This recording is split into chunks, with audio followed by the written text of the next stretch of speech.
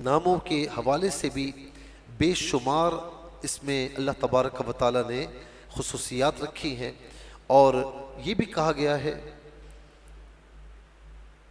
کہ سورہ توبہ جو ہے اس کی تلاوت گاہے بگاہے کرتے رہنا چاہیے، اور فرمایا کہ منافق جو ہے یہ چند صورتوں کو یاد نہیں کر سکتا، سورہ ہود، سورہ براءت، سورہ یاسین، سورہ دخان اور سورہ عما یتساءلون۔ تو اس میں سورہ براءت بھی ہے، فرمایا کہ منافق اسے یاد نہیں کر سکتا۔ اور اسی طریقے سے حضرت عمر رضی اللہ تعالیٰ عنہ نے فرمایا کہ سورہ براءت یعنی سورہ توبہ کو سیکھو اور اپنی خواتین کو سورہ نور سکھاؤ۔ اور فرمایا کہ حضرت حذیفہ رضی اللہ تعالیٰ عنہ سے روایت ہے کہ انہوں نے کہا کہ جس سورت کو تم سورہ توبہ کہتے ہو اس کا نام سورۃ العذاب بھی ہے۔ تو بے شمار اس کے فوائد ہیں، اور اس میں اسے معبرہ بھی کہا جاتا ہے کیونکہ اس سورت میں لوگوں کی پوشیدہ باتوں کو منکشف کر دیا تھا، خاص طور پر جو منافقین کی باتیں ہیں ان کو منکشف کیا تھا، تو اسی لیے اس سورت کو المعبرہ بھی کہا جاتا ہے۔ سورہ توبہ کا جو زمان نزول ہے، نبی علیہ السلام پر یہ سورہ براءہ یعنی سورہ توبہ مکمل نازل ہوئی، اور جو آپ پر آخری آیت نازل ہوئی وہ سورہ نساء کی یہ آیت یستفتونک قل اللہ یفتیکم فی الکلالہ۔ براء بن عازب کہتے ہیں کہ آخری سورت جو مکمل نازل ہوئی وہ سورہ توبہ ہے، اور آخری آیت جو نازل ہوئی وہ آیت کلالہ ہے۔ تو بہرحال اب اس میں مضامین کی طرف آ جاتے ہیں کہ اس میں کیا کیا چیزیں اللہ تبارک و تعالیٰ نے بیان فرمائی ہیں۔ سورہ انفال اور سورہ توبہ کے مضامین چونکہ باہم مربوط ہیں، ایک دوسرے کے ساتھ ان کا لنک ہے، اس لیے ان دونوں کے درمیان فصل کے لیے بسم اللہ نہیں لکھی جاتی۔ اور یہ بھی بڑا مشہور ہے کہ سورت کے شروع میں جو ہے وہ بسم اللہ نہیں پڑھی جاتی۔ اس کی وجہ ہے کہ اس میں چونکہ جو ہے وہ یعنی اللہ تبارک و تعالیٰ نے ایمان والوں کے حوالے سے کہ مشرکین اگر تمہارے ساتھ اس طرح کریں تو ان سے اس طرح پیش آؤ، جنگ کے معاملات کو ذکر فرمایا، تو کہا جاتا ہے کہ اس لیے بھی اس سے پہلے جو ہے وہ بسم اللہ نہیں پڑھی جاتی۔ آج بھی آپ دیکھیں قرآن کریم میں جب یہ سورت آغاز ہوتا ہے تو اس میں جو ہے وہ بسم اللہ نہیں لکھی جاتی۔ اور مشہور روایت یہ ہے کہ جبرائیل علیہ السلام اس سورت کے ساتھ بسم اللہ لے کر نازل نہیں ہوئے تھے، اور نبی علیہ السلام نے بھی اس سورت کے ساتھ بسم اللہ لکھنے کا حکم نہیں دیا۔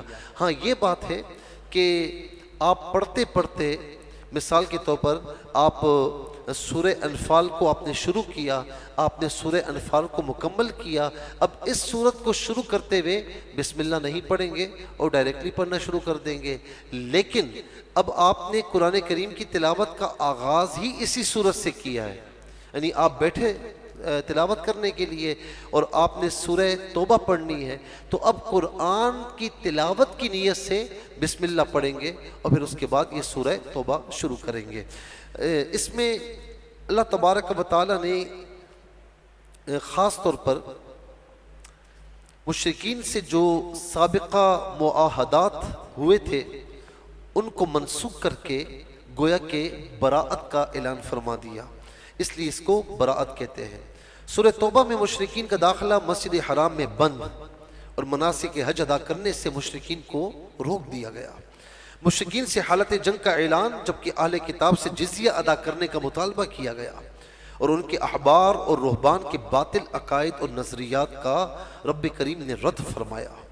حرمت کے مہینوں کے احکامات، جہاد کی ترغیب، انفاق فی سبیل اللہ کی ترغیب، مسجد درار بنانے والوں کی مذمت، دیہاتیوں میں سے نیک اور بد لوگوں کا ذکر، بغیر عذر کے غزوہ تبوک میں شرکت نہ کرنے والوں کی ندامت اور تنگی کے بعد توبہ کی قبولیت کا بیان، زکوٰۃ کی مشروعیت اور فضیلت علم کا بیان فرمایا گیا۔ اس سورت کی پہلی آیت میں مشرکین عرب سے براءت کا اعلان کرتے ہوئے انہیں مسلمانوں سے فیصلہ کن جنگ کرنے یا اسلام قبول کرنے کے لیے 4 مہینے کا ٹائم دیا گیا، اور یہ بھی فرمایا کہ جن کفار کے ساتھ مسلمانوں کا پہلے سے کوئی معاہدہ ہے اور انہوں نے مسلمان کے خلاف کسی دشمن کی مدد نہیں کی تو مقررہ مدت تک مسلمان یک طرفہ طور پر معاہدے کو نہ توڑیں۔ پھر فرمایا کہ 4 مہینے کا نوٹس پیریڈ گزرنے کے بعد مسلمان مشرکین کے خلاف، مشرکین عرب کے خلاف اب کریک ڈاؤن کریں، ان کا مکمل محاصرہ کریں، اور وہ جہاں بھی ملیں انہیں کیفر کردار تک پہنچائیں۔ یہ جو بیان ہے نا، یہ اس لیے ہے کہ مشرکین مکہ حالت جنگ میں ہیں اور وہ مسلمانوں سے لڑنا چاہتے ہیں، تو اس لیے فرمایا کہ جب وہ جنگ کر رہے ہیں تو اب تم بھی تیار ہو جاؤ، اب چھوڑو ان کے ساتھ لڑائی کرو۔ اور باقاعدہ یہ فرمایا کہ خاص طور پر فَإِذَا انْسَلَخَ الْأَشْهُرُ الْحُرُمُ، جب حرمت والے مہینے گزر جائیں۔ حرمت والے مہینے کون سے ہیں؟ ایک رجب کا مہینہ، اور دوسرا جو ہے وہ شوال، ذی قعدہ، ذی الحج اور محرم کا مہینہ، یہ 4 مہینے، اور ایک رجب کا مہینہ، یہ حرمت والے مہینے۔ تو اس میں شوال، ذی قعد اور ذی الحج، محرم، ذی قعدہ، ذی الحجہ، محرم 3 مہینے پیدر پہ ہیں، اور ایک رجب کا مہینہ، یہ 4 مہینے حرمت والے ہیں۔ فرمایا کہ اب 4 مہینے گزر جائیں تو اب انہیں چھوڑنا مت، کیونکہ وہ تم سے جنگ کا اعلان کر چکے ہیں۔ جب کفار یا مخالفین جنگ کا اعلان کریں تو اب مسلمانوں کو حکم ہے کہ اب ان سے لڑائی کرو، اور پھر جہاں ملے انہیں کیفر کردار تک پہنچاؤ، انہیں قید کرو، اور اس کے بعد فرمایا کہ ہر جگہ ان کی طاق میں بیٹھو۔ لیکن ساتھ میں یہ بھی فرما دیا فَإِن تَابُوا وَأَقَامُوا الصَّلَاةَ وَآتَوُا الزَّكَاةَ فَخَلُّوا سَبِيلَهُمْ، اگر وہ توبہ کریں اور نماز قائم رکھیں تو پھر تم ان سے لڑنا مت، پھر لڑائی نہ کرو۔ جب تمہارے ملک میں رہنا چاہتے ہیں، تمہارے پاس رہنا چاہتے ہیں، تو ان سے لڑائی کی کوئی ضرورت نہیں۔ تمہارے قوانین پر عمل کرتے ہیں تو کوئی ضرورت نہیں، تمہیں ٹیکس دیتے ہیں تو ان سے لڑنے کی کوئی ضرورت نہیں۔ جو لڑنے کے لیے آئے تو پھر طاق میں رہو اور انہیں چھوڑنا مت۔ پھر اس کے بعد آیت نمبر 6 میں فرمایا کہ اگر کوئی مشرک قرآن کے پیغام کو سمجھنے کے لیے اور حق کی تلاش میں آپ کے پاس آئے تو اسے موقع دیں اور اس کی حفاظت کا ذمہ بھی لیں۔ بہت سے لوگ، کچھ لوگ ایسے ہیں جو کہتے ہیں کہ دیکھیں جی اسلام یہ حکم دے رہا ہے کہ کافر جہاں ملے اسے مارو، تو یہ حکم حالت جنگ کا ہے۔ اب ان کو یہ نظر نہیں آتا اسی آیت میں فَإِن تَابُوا وَأَقَامُوا الصَّلَاةَ، یہ نظر نہیں آتا اگر وہ توبہ کریں تو پھر ان کا راستہ چھوڑ دو۔ یہ نظر نہیں آتا آیت نمبر 6 میں وَإِنْ أَحَدٌ مِّنَ الْمُشْرِكِينَ اسْتَجَارَكَ، اگر مشرکین میں سے کوئی ایک تم سے پناہ طلب کرے تو فَاجِرْهُ، پناہ دو اسے۔ جب تمہارے پاس حفاظت کے لیے آ رہا ہے تو پھر اسے رکھو، تمہارے قوانین پر عمل کرتا ہے، تم سے لڑائی نہیں کرتا، تمہارے دشمنوں کی مدد نہیں کرتا، تو پھر اس کی حفاظت تمہارا ذمہ ہے۔ تمہیں ٹیکس دیتا ہے، تمہارے ملکی قوانین پر، شہری قوانین پر عمل کرتا ہے، تو اس کی حفاظت کرو۔ اسے کہتے ہیں ذمی، جو کہ مسلمانوں کے ذمے میں ہو۔ تو اسی لیے جو اسلام مخالف لوگ ہیں تو وہ یہ تو بیان کرتے ہیں کہ دیکھیں جی اسلام کہتا ہے کہ فَقْتُلُوا الْمُشْرِكِينَ حَيْثُ وَجَدْتُمُوهُمْ، جہاں ملے ان کو مارو، لیکن یہ آگے آیت کریمہ نہیں پڑھتے۔ حالت جنگ کا بیان ہے کہ انہیں مارو، اور جب وہ تم سے پناہ طلب کریں، تمہارے ذمے میں رہنے کے لیے استدعا کریں تو قبول کر لو کہ وہ انہیں اپنی حفاظت میں، اپنے ذمے میں لے لو۔ اس کے بعد آیت نمبر 8 سے لے کر 10 تک فرمایا کہ کفار مسلمان کے ساتھ منافقانہ رویہ اختیار کرتے ہیں۔ ان کی اخلاقی حالت یہ ہے کہ مسلمانوں پر خدا نہ خواستہ غالب آ جائیں تو قرابت داری کا بھی پاس نہ کریں۔ مزید بتایا کہ ان کفار میں سے جو توبہ کر کے ایمان لے آئیں اور اس کے تقاضوں پر کاربند رہیں تو پھر وہ مسلمانوں کے دینی بھائی ہیں، یعنی ان کے لیے ماضی کی نفرتوں کو دل سے نکال دیا جائے۔ آیت نمبر 12 میں بتایا جو کفار وعدہ کر کے اپنی قسموں کو توڑ دیں تو پھر وہ کسی رعایت کے مستحق نہیں ہے۔ وہ پہلے بھی رسول اللہ صلی اللہ علیہ وسلم کے ساتھ اس طرح کی عہد شکنیاں کر چکے ہیں۔ اب وعدہ توڑے، اب نہ چھوڑنا، اب کسی قسم کی ان کے ساتھ رعایت نہ کرنا۔ اس کے بعد آیت نمبر 16 میں فرمائے کہ مسلمانوں پر آزمائشیں آئیں گی تاکہ سچے ایمان والوں کا کردار کھل کر سامنے آئے۔ آیت نمبر 17 اور 18 میں بتایا کہ کافروں کا شعار مسجدیں بنانا نہیں، یہ تو ان لوگوں کا کام ہے جو اللہ پر اور قیامت کے دن پر ایمان لائیں، نماز قائم کریں، زکوٰۃ دیں اور اللہ کے سوا کسی سے بھی وہ نہ ڈریں۔ اب دیکھیں آیت نمبر 17 میں فرمایا کہ مشرکین کا کام ہی نہیں کہ وہ مساجد آباد کریں، مساجد کی تعمیر کریں۔ یہ مساجد تعمیر کون کرتا ہے؟ فرمایا کہ یہ آیت نمبر 18 کہ یہ ایمان والے مساجد کو تعمیر کرتے ہیں اور یہی آباد کرتے ہیں۔ یہ ایمان والے جو اللہ پر یوم آخرت پر ایمان رکھتے ہیں، نماز قائم کرتے ہیں، زکوٰۃ کی ادائیگی کرتے ہیں اور اللہ کے سوا کسی سے نہیں ڈرتے ہیں۔ کتنی بڑی خوش نصیبی ایمان والوں کی کہ وہ اللہ کا گھر بنانے میں، اللہ کا گھر تعمیر کرنے میں حصہ لیتے ہیں۔ اور مسلمان وہ ہوتا ہے، ایمان والا وہ ہوتا ہے جس سے ہمیشہ مسجد میں مزہ آئے۔ میں اکثر یہ قول سناتا ہوں کہ المؤمن فی المسجد کالسمک فی الماء، مومن مسجد میں اسے اتنا مزہ آتا ہے کہ جیسا کہ مچھلی کو پانی میں مزہ آتا ہے۔ والمنافق فی المسجد کالطیر فی القفص، منافق مسجد میں اتنا بیزار ہوتا ہے جیسے پرندے کو پنجرے میں قید کر لیا جائے کہ جہاں پنجرے کا دروازہ کھولے پھر سے اڑ جائے۔ میں بہت سے ایسے خوش نصیبوں کو دیکھتا ہوں کہ جمعۃ المبارک ہو یا کوئی بھی تراویح کا معاملہ ہو یا کبھی بھی، تو اول صف میں مجھے وہ چہرے نظر آتے ہیں، سب سے پہلے آ کر بیٹھ جاتے ہیں۔ میں نام لے کر ان کی نیکیاں ضائع نہیں کرنا چاہتا، لیکن سب کے سامنے اللہ تعالیٰ دیکھ رہا ہے۔ یعنی بعض اوقات میں نے دیکھا کہ ایجڈ ہونے کے باوجود، بیمار ہونے کے باوجود صحیح بیٹھ نہیں سکتے، صحیح رکوع نہیں کر سکتے، لیکن کھڑے ہو کر نماز پڑھتے ہیں۔ پہلی صف میں انہیں دیکھتا ہوں۔ اور یاد رکھنا کہ یہ بیکار نہیں جائے گا، یہ دنیا میں بھی کام آئے گا اور آخرت میں بھی کام آئے گا۔ کتنی پیاری بات ہے کہ لوگ آپ کو یاد کریں کہ یار مسجد میں نظر آتا ہے، میں نے اس کو مسجد میں نماز پڑھتے ہوئے دیکھا، میں نے اس کو مسجد میں نماز تراویح میں دیکھا، میں نے درس قرآن میں دیکھا۔ اور ہمارے مرنے کے بعد ہمیں اس طرح یاد کیا جائے تو میں سمجھتا ہوں کہ یہ ہماری بخشش کے لیے کافی ہے۔ اس کے بعد اللہ رب العالمین فرماتا ہے آیت نمبر 19 میں کہ حاجیوں کو پانی پلانا اور مسجد حرام کی تعمیر اگرچہ اچھے کام ہیں، لیکن اللہ تعالیٰ اور یوم آخرت پر ایمان اور اللہ کے راستے میں جہاد کے برابر نہیں ہو سکتے۔ ہجرت اور جہاد کرنے والوں کے لیے، مومنوں کے لیے اجر عظیم ہے اور صرف یہی لوگ کامیاب ہونے والے ہیں۔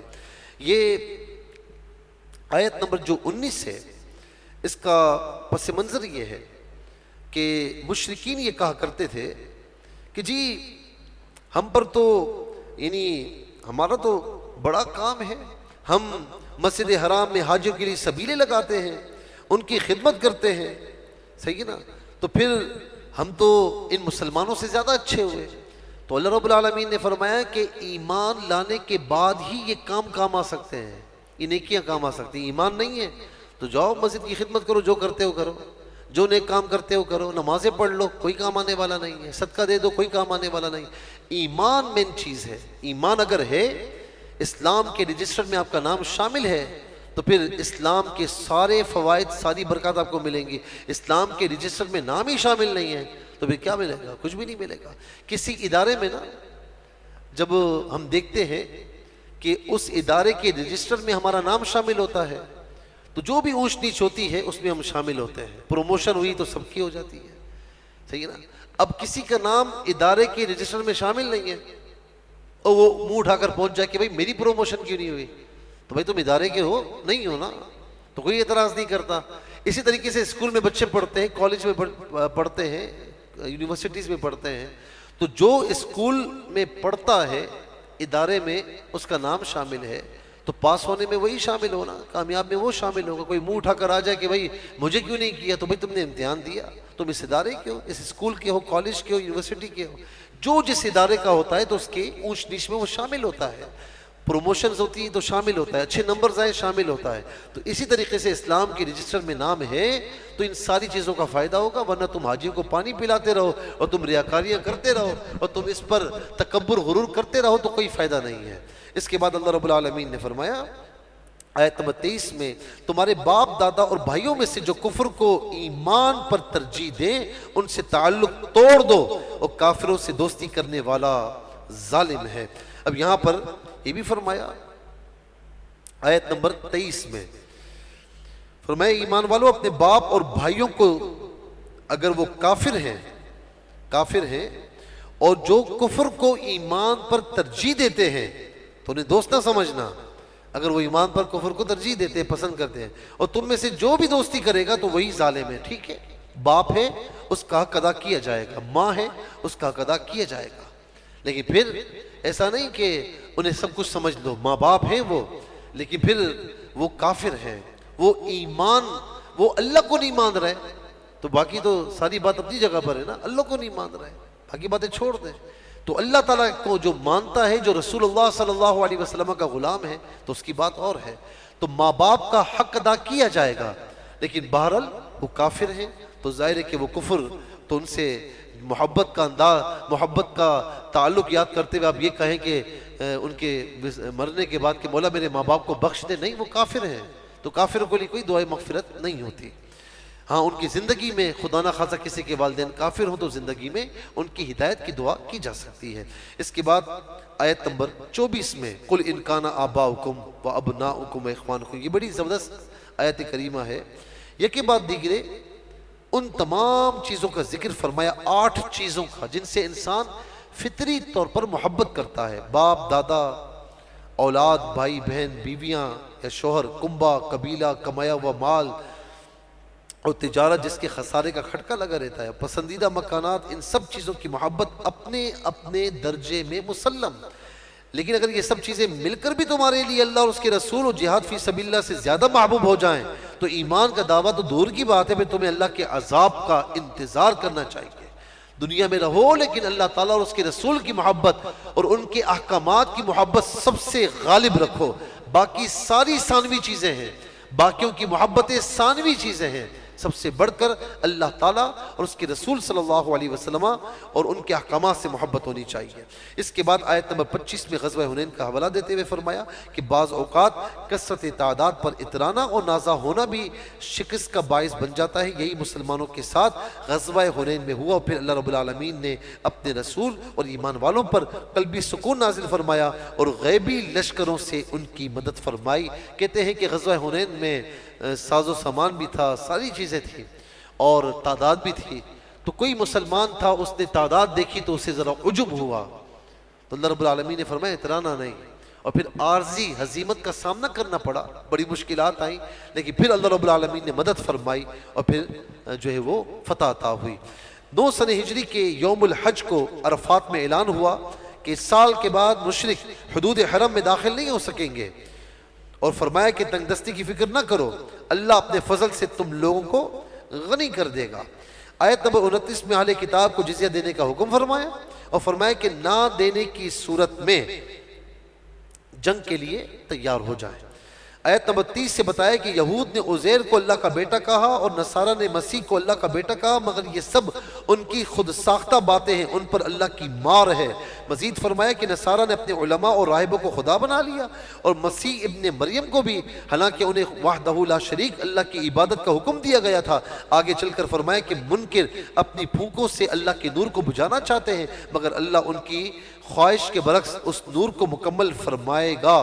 اللہ نے اپنے رسول کو ہدایت اور دین حق کے ساتھ بھیجا ہے تاکہ اسے تمام ادیان پر غالب فرما دے۔ پھر آیت نمبر 36 میں یہ بھی آیت نمبر 34 میں اللہ رب العالمین نے فرمایا علماء اور مشائخ یہود کے باطل طریقوں سے لوگوں کے مالوں کو کھانا اللہ کے راستے سے روکنے کا بیان، اور فرمایا کہ سونا چاندی یعنی دنیاوی دولت ذخیرہ کرنے والوں اور راہ خدا میں خرچ نہ کرنے والوں کے لیے دردناک عذاب ہے۔ ابھی بتایا قیامت کے دن ان کے اپنے جمع کیے ہوئے مال کو نار جہنم میں تپا کر اس سے ان کی پیشانیوں، پہلوؤں اور پیٹھوں پر داغا جائے گا اور کہا جائے گا ھذا ما کنزتم لانفسکم فذوقوا ما کنتم تکنزون، یہ ہے تمہارا مال، اب چکھو اس کا عذاب۔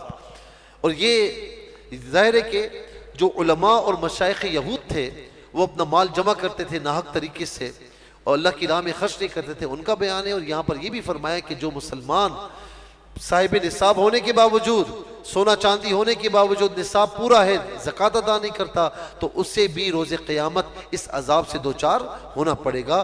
اور بخیلی کرنے والوں پر اللہ تبارک و تعالیٰ نے وعید فرمائی کہ ان کے لیے راہ خدا میں خرچ نہ کرنے والوں کے لیے دردناک عذاب ہے۔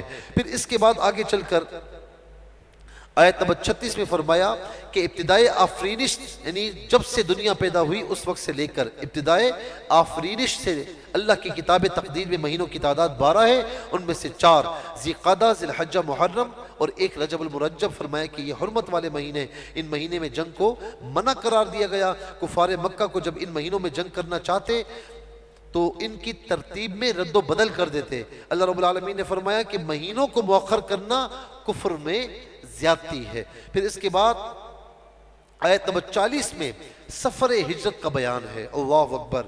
سفر ہجرت کے موقع پر غار ثور میں سیدنا صدیق اکبر رضی اللہ تعالی عنہ کی رفاقت خاص کو ایک شان امتیازی کے ساتھ بیان فرمایا، اور اس آیت میں 6 مرتبہ مختلف انداز سے سیدنا صدیق اکبر کا ذکر ہوا۔ پھر فرمایا کہ اللہ تعالیٰ نے کلمہ کفر کو پس رکھا اور اللہ کا دین ہی سربلند ہے، اور آگے فرمایا جب جہاد کے لیے عام جو ہے وہ اعلان ہو جائے تو پھر جس حال میں بھی ہو تمام وسائل کے ساتھ جہاد میں شریک ہو جاؤ۔ پھر فرمایا کہ منافقین قسمیں کھا کھا کر اور طرح طرح کے بہانے بنا کر جہاد سے پہلو تہی اختیار کریں گے، جبکہ سچے مومن دل و جان سے جہاد کے لیے نکل کھڑے ہوں گے۔ مزید فرمایا کہ جہاد سے پہلو تہی اختیار کرنے والے وہی لوگ ہیں جن کا اللہ اور قیامت پر ایمان نہیں، اور جن کی دلوں میں بیماری ہے، شک کی بیماری ہے۔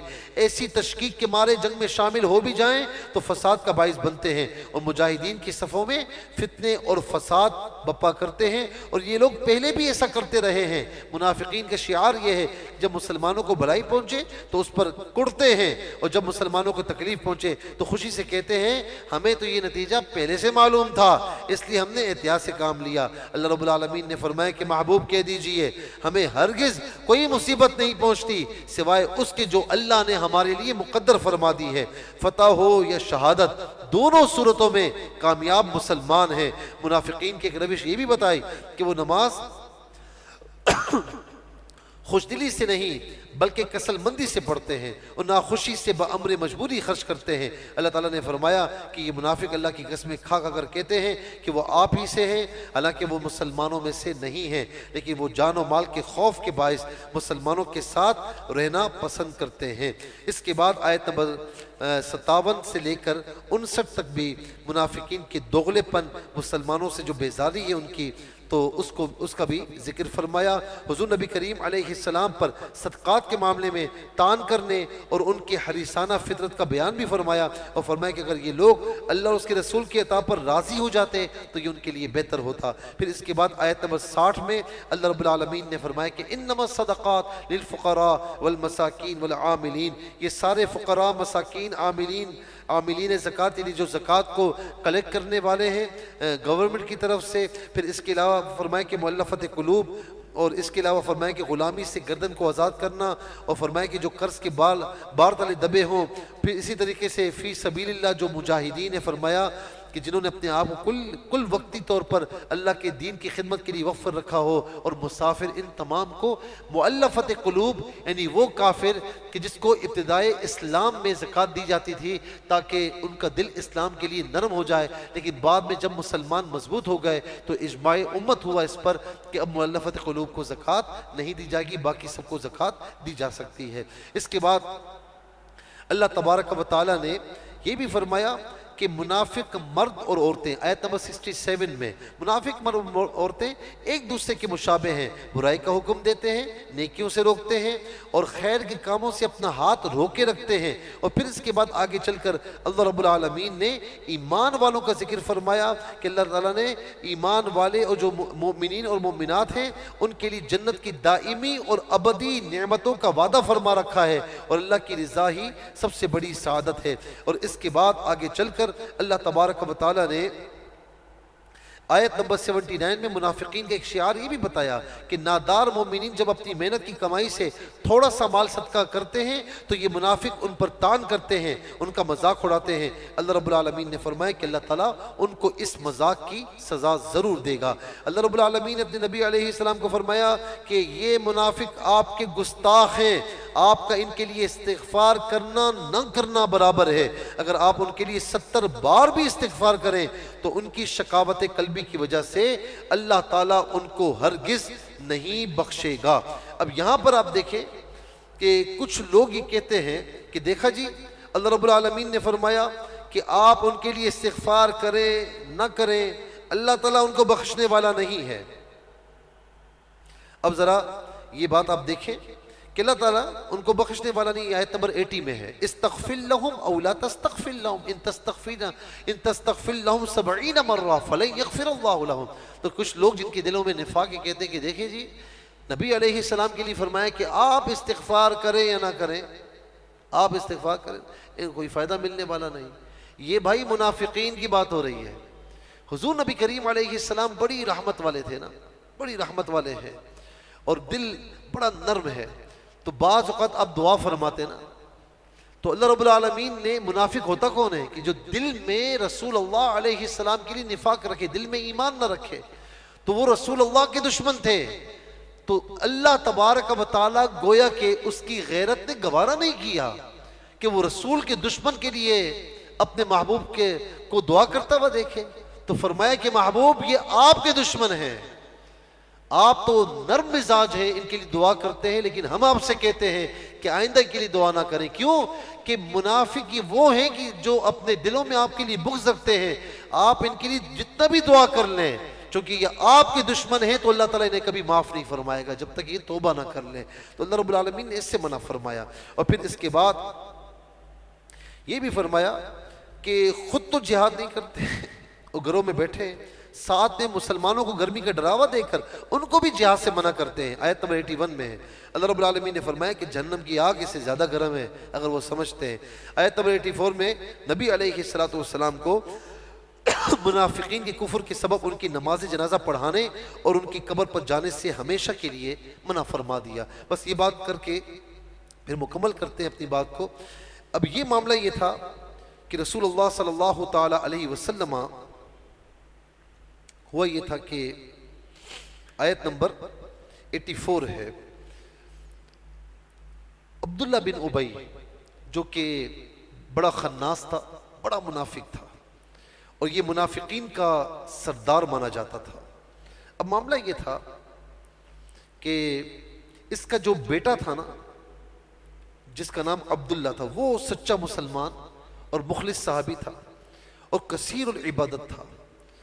تو عبداللہ بن ابی جو تھا منافق, لیکن اس نے امیر حمزہ رضی اللہ تعالیٰ عنہ کو جب کفن جو ہے وہ کم پڑ رہا تھا تو اس وقت اس نے کچھ پیش کیا تھا. تو حضور نبی کریم علیہ السلام جو ہے وہ کسی کا احسان چھوڑتے نہیں ہیں. اور ادھر جو تو اس نے جو ہے وہ حضرت امیر حمزہ رضی اللہ تعالیٰ عنہ کے لیے جب جو ہے وہ کپڑا کم پڑ رہا تھا تو اس نے کپڑا دیا تھا. جب وہ مر گیا تو اس کے بیٹے عبداللہ جو کہ پکے صحابی تھے, مسلمان تھے, انہوں نے کہا کہ یا رسول اللہ میری خواہش ہے کہ آپ نماز جنازہ پڑھائیں. اچھا, حضور نبی کریم علیہ السلام کی نظر نبوت دیکھ رہی تھی کہ اس کا نتیجہ کیا آنا ہے, اور وہ احسان بھی اتارنا تھا تاکہ دنیا کا احسان اتر جائے کہ آپ کی چچا کو اس نے کپڑا پیش کیا تھا جب کفن میں کمی آ رہی تھی. تو آقا علیہ السلام نے جب وہاں پر تشریف لے گئے تو یہ آیت کریمہ نازل ہوئی کہ محبوب وہ منافق ہے, آپ کا دشمن ہے. اللہ تعالیٰ یہ گوارا نہیں فرماتا کہ آپ اپنے دشمنوں پر نماز جنازہ پڑھیں, آپ نہ پڑھیں. لیکن رسول اللہ صلی اللہ علیہ وسلم کے اس عمل سے کئی لوگ جو عبداللہ بن ابی کے قبیلے سے تھے, جب انہوں نے یہ دیکھا کہ اتنا بڑا منافق اور اس کے باوجود میرے آقا علیہ السلام تشریف لے آئے, اور اس وقت تک منافقین کی نماز جنازہ کی ممانعت بھی نہیں آئی تھی, تو اتنا اس کے قبیلے کے لوگوں نے جب یہ دیکھا تو 1000 بندہ جو اسی قبیلے کا تھا وہ مسلمان ہو گیا. لیکن اس کے بعد پھر منافقین کی نماز جنازہ پڑھنے سے منع فرما دیا گیا. بات یہیں پر روکتے ہیں. انشاءاللہ اب آگے جو 11واں پارہ ہے اس کے آغاز سے ہم شروع کریں گے.